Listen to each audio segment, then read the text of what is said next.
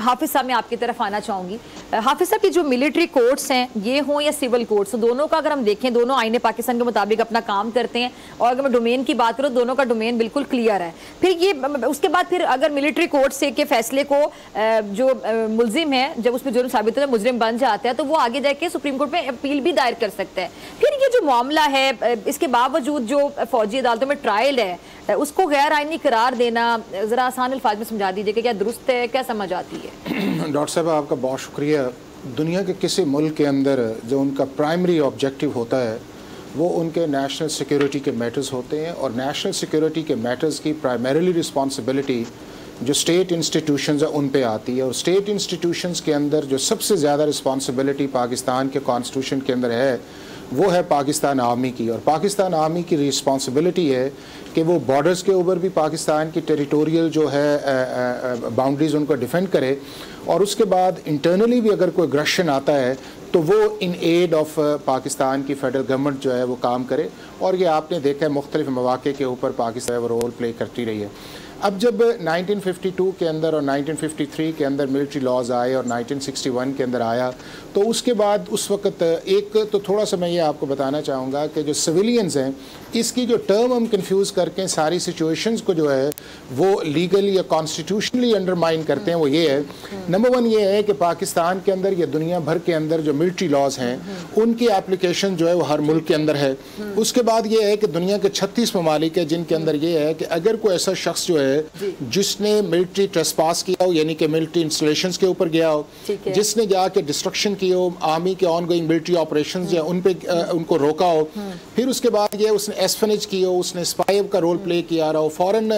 Country से मिलके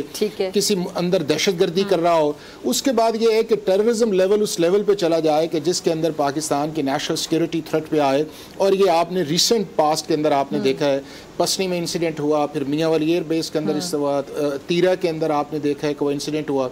तो वो सारी की सारी आपकी नेशनल सिक्योरिटी के जो इश्यूज हैं उनको वो डायरेक्टली वो थ्रेट करता है। उसके लिए दुनिया के हर मुल्क के अंदर ये है कि मिलिट्री लॉज होते हैं और मिलिट्री लॉज के नीचे जो है वो कोर्ट्स बनती हैं। अब 36 ममालिक के अंदर दुनिया के अंदर मिलिट्री कोर्ट्स जो हैं वो काम कर रही हैं। पाकिस्तान के अंदर पहली दफ़ा जो है वो 1967 के अंदर जो है वो स्पेसिफिक अमेंडमेंट डाली गई। वो ये डाला ये गया कि अगर कोई शख्स जो है मिलिट्री का रेगुलर एम्प्लॉय नहीं है और ये वो जुर्म करता है जिसमें एस्पेनेज है, स्पाई है, उसके बाद ट्रेसपास है, फिर उसके बाद आप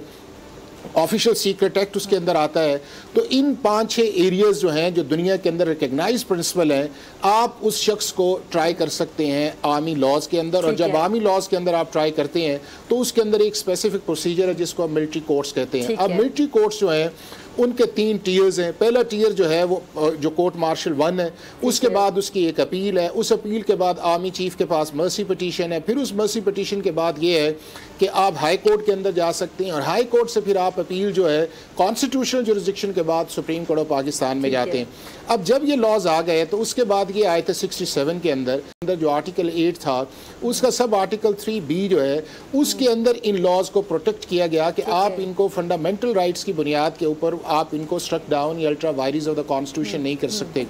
उसके बाद ये मामला जो है सुप्रीम कोर्ट में पहली दफ़ा गया 1975 के अंदर। सुप्रीम कोर्ट के उस वक्त के चीफ जस्टिस हमूद रहमान साहब जो थे उन्होंने 5 मेंबर्स का एक जजमेंट दिया और उन्होंने कहा कि ये अमेंडमेंट्स भी ठीक है, फंडामेंटल राइट्स की वायलेशन भी नहीं है, ड्यू प्रोसेस ऑफ लॉ की भी वायलेशन नहीं है, specific legislation for specific purposes जो है वो हो सकती है। और उसके अंदर उन्होंने कहा कि अगर ये कोई कोरम नॉन जुडिस या कोई ऐसा मामला है जो मेला फाइडे है तो हाई कोर्ट की कॉन्स्टिट्यूशनल जुरिसडिक्शन जो है अंडर आर्टिकल 199 वो की जा सकती है, और फिर सुप्रीम कोर्ट ऑफ पाकिस्तान के अंदर भी आर्टिकल 185 के नीचे आया जा सकता है। उसके बाद ये मामला जो है 96 में सुप्रीम कोर्ट ने डिसाइड किया। उसके बाद 2007 के अंदर चीफ जस्टिस फ़खार मोहम्मद चौधरी ने 3 मेंबर्स से फैसला किया, और उसके अंदर उन्होंने ये कहा कि ये जो अमेंडमेंट्स हैं या ये जो आई हैं चीज़ें हैं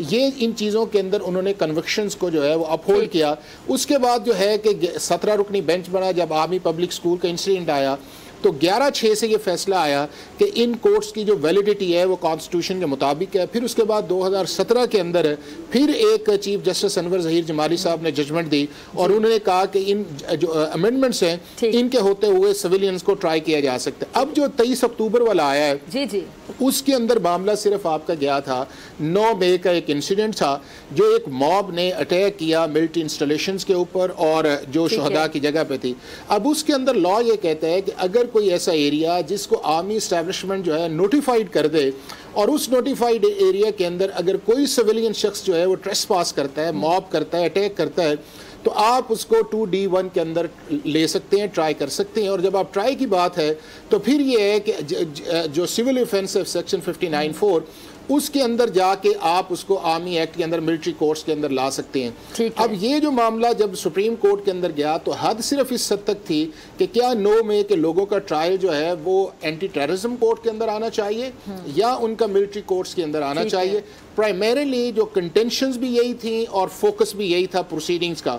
लेकिन जब लास्ट डेट को प्रोसीडिंग्स आई तो उस वक्त जो उसकी एक्सपेंशन थी वो बढ़ गई और वो जो कॉन्स्टिट्यूशनल प्रोटेक्शन थी आर्टिकल 8 के सब आर्टिकल 3 के नीचे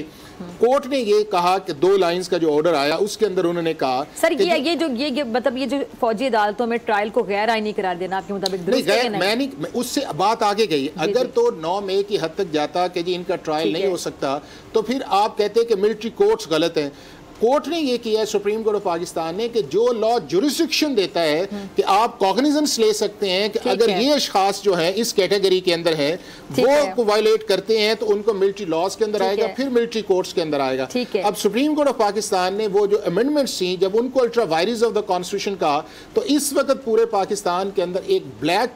ब्लैंकेट किस्म की इम्यूनिटी जो आ गई है। अब कोई भी शख्स अगर पाकिस्तान के अंदर या पाकिस्तान से बाहर बैठ के नेशनल सिक्योरिटी के इशूज को आर्मी इंस्टॉलेशंस पे मतलब फर्ज किया ये मियां वाली का इंसिडेंट हुआ है, अगर आप किसी को मिलिट्री लॉज के अंदर लाना चाहें तो आप नहीं ला सकते क्योंकि आपकी सुप्रीम कोर्ट ने 21D को और सेक्शन 59(4) जो है उसको अल्ट्रा वायरिस ऑफ द कॉन्स्टिट्यूशन का। तो ये वो या तीरा के अंदर एक इंसिडेंट हुआ। काफी आ गया, ठीक है पॉइंट।